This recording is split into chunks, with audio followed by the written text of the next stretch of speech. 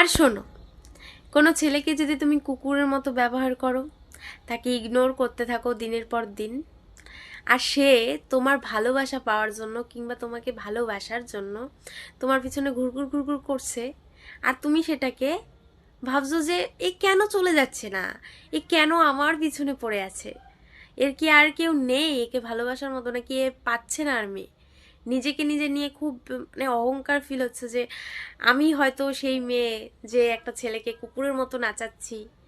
তবে বোন শোনো, যে ছেলে তোমার পিছনে ঘুরঘুর করছে এর মানে এটা না যে তাকে ভালোবাসার মতো কেউ নেই বা সে অন্য কাউকে ভালোবাসতে পারবে না, সে বাঁচতে পারবে, কিন্তু তোমাকে সে ভালোবেসে ফেলেছে।